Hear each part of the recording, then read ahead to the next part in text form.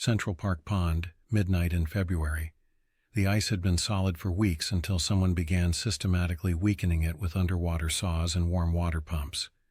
20 witnesses to a political killing stood on what appeared to be frozen lake, but was actually thin ice over deep, cold water. Bumpy Johnson felt the surface bending beneath him and realized they were all standing on a trap designed to eliminate every person who could testify about what they'd seen. The ice wouldn't hold much longer. February 12, 1959. 3 weeks earlier, 21 people had witnessed something they were never supposed to see.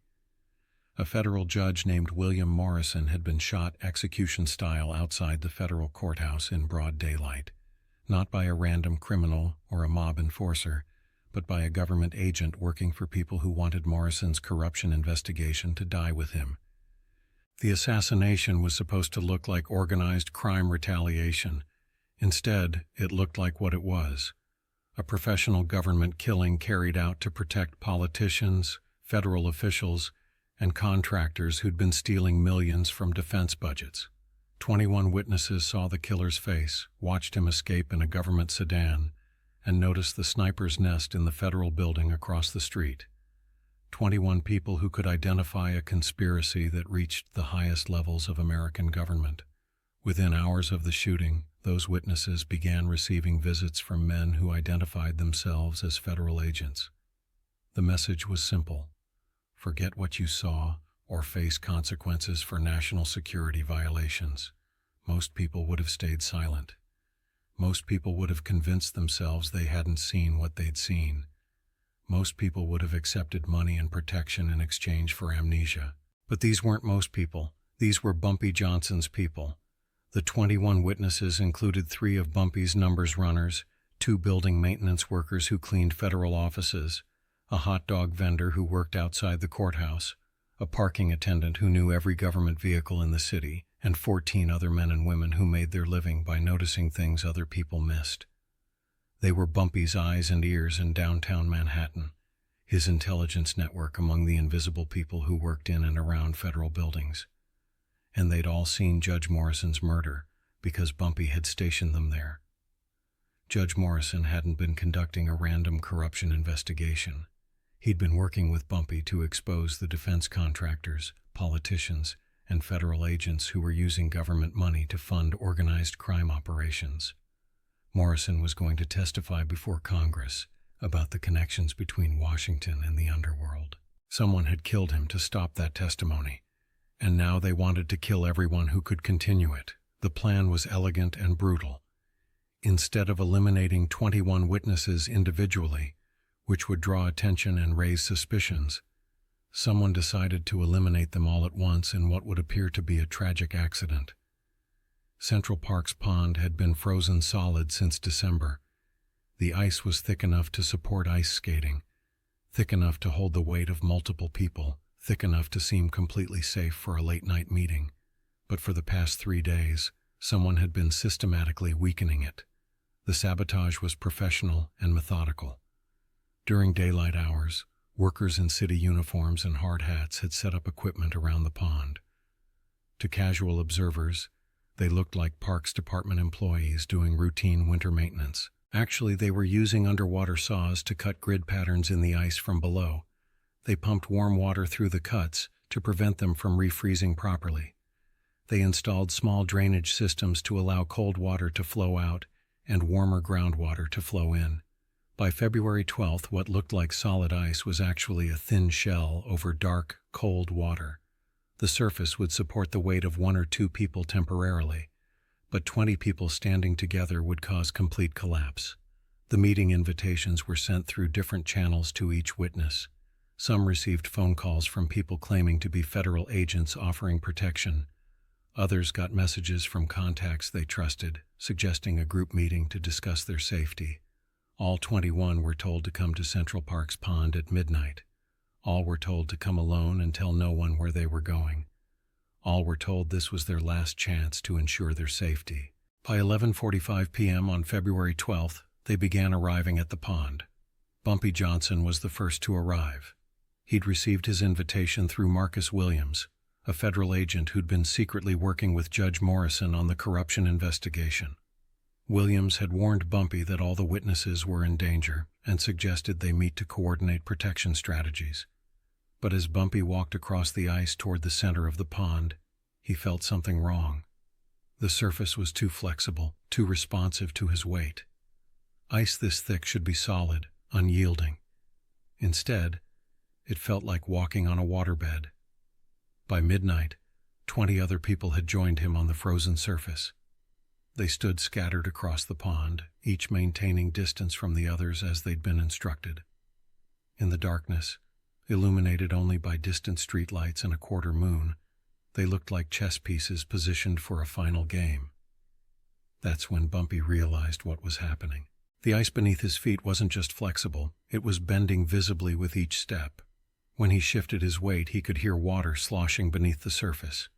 And most telling of all, his footsteps were leaving small wet marks instead of dry impressions.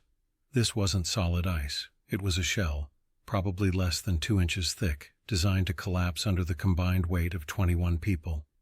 Bumpy Johnson had seen death traps before, but this one was particularly clever. When the ice gave way, it would send everyone into frigid water deep enough to drown them. The cold would cause immediate shock, hypothermia would set in within minutes, and the broken ice would make climbing out nearly impossible. By morning, rescue workers would find 21 bodies in what appeared to be a tragic accident. People would assume the witnesses had been meeting secretly to discuss their safety, and had tragically misjudged the strength of the winter ice. No evidence of murder, no indication of conspiracy. Just a group of unfortunate people who'd made a fatal miscalculation on a winter night. But the killers had made their own miscalculation. They'd assumed Bumpy Johnson would panic when he realized the danger. They'd assumed he would try to save himself and abandon the others. They didn't understand that Bumpy Johnson never abandoned his people. Instead of running for shore, Bumpy began moving carefully across the ice toward the nearest witness, Sarah Henderson, the hot dog vendor who worked outside the federal courthouse.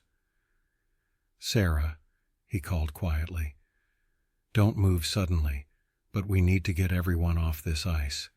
It's not safe." Sarah looked at him with confusion. "What do you mean?" "The ice has been tampered with. It won't hold all of us." As if to emphasize his point, a hairline crack appeared between them, spreading slowly across the surface with a sound like breaking glass. The other witnesses began to notice the cracks, the bending of the surface, the sound of water beneath their feet. Panic started to ripple through the group. "Everyone listen," Bumpy called out, his voice carrying across the pond. "The ice is unstable. We need to move to shore one at a time, slowly, spreading our weight." But it was already too late for organized evacuation. The combined weight of 21 people, plus the movement caused by growing panic, was more than the sabotaged ice could support. The surface began to fail in sections. First, a small area near the eastern edge collapsed, sending 2 witnesses into water up to their waists. Then a larger section gave way, creating a jagged hole that spread rapidly toward the center of the pond. The water beneath was shockingly cold, probably around 35 degrees. Anyone who fell through would have minutes before hypothermia made swimming impossible. Bumpy found himself on a diminishing island of increasingly unstable ice, surrounded by widening gaps of dark water. Some witnesses were already in the water, clinging to broken edges of ice that kept breaking away in their hands. Others were stranded on isolated patches of surface that couldn't support their weight much longer. This was the moment when most people would choose pure survival. Save yourself first, help others if possible, get to shore by any means necessary, and worry about everyone else afterward. Bumpy Johnson made a different choice. Instead of heading for the nearest solid ground, he began moving from person to person, using his own body weight to test ice stability before directing others across safer routes. When sections collapsed under him, he went into the water deliberately to help people who'd fallen through. The water was brutally cold, but Bumpy had grown up swimming in South Carolina rivers in all seasons. He understood how to manage hypothermia, how to conserve energy, how to help panicking people without getting pulled under himself. One by one, he guided witnesses toward shore. Sarah Henderson first, then Marcus the parking attendant, then the maintenance workers who'd been trapped on an ice floe in the middle of the pond. The rescue wasn't heroic or dramatic. It was methodical. Careful work done in dark, freezing water by a man who understood that leadership meant accepting responsibility for people who depended on him. By 12:47 a.m., 19 witnesses were safe on shore, wet and cold, but alive. Bumpy was still in the water, supporting the last person, an elderly man named Thomas who'd worked as a janitor in the federal building and had seen the assassination from his cleaning cart. Thomas couldn't swim and was going into hypothermic shock. Bumpy kept him afloat while treading water in a pond that was now more open water than ice, waiting for the fire department rescue squad that someone had finally called. When emergency responders arrived, they found a scene that looked like an accident but felt like something else. 20 people suffering from cold exposure but all alive. One man still in the water, supporting someone who would have certainly drowned without help. The official report listed it as a winter accident caused by unusually thin ice and poor judgment. But the fire chief who ran the rescue noticed something that didn't make it into any report. The ice had been cut in a deliberate pattern, and equipment marks around the pond suggested recent work that wasn't authorized by the Parks Department. The witnesses were taken to 3 different hospitals for treatment of hypothermia and cold exposure. Within 24 hours, they'd all been visited by the same federal agents who'd approached them after Judge Morrison's murder. This time, the message was different. Instead of threats, they were offered protection, real protection, federal witness protection, new identities, relocation to safe cities where they could start over with government support. 18 of them accepted. They disappeared into the federal system and were never seen in New York again. But 3 of them, Sarah Henderson, Marcus the parking attendant, and Thomas the janitor, chose to stay. They'd been saved by Bumpy Johnson when government agents had tried to kill them. They trusted him more than they trusted the people offering protection. Those 3 witnesses provided the testimony that eventually brought down the conspiracy Judge Morrison had died trying to expose. Their evidence led to the arrest of 2 federal agents, the resignation of a cabinet secretary, and the conviction of defense contractors who'd been using government money to fund criminal operations. The frozen pond incident became a legend in Bumpy Johnson's organization, not because of the danger or the rescue, but because of what it revealed about leadership under pressure. When faced with a choice between personal survival and responsibility for others, Bumpy had chosen others. When panicking people needed calm guidance, he'd provided it. When the cold water threatened to kill everyone, he'd gone in first and come out last. Federal Park Service installed new safety protocols after the incident. Winter monitoring of ice thickness became mandatory. Warning signs were posted about the dangers of gathering on frozen water. Unauthorized work around park water features was banned. But the most important change wasn't policy, it was personal.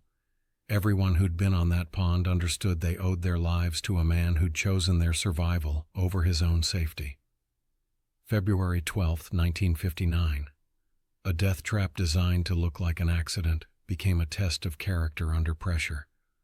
A frozen pond that was supposed to become a mass grave became the site of a rescue that saved 21 lives.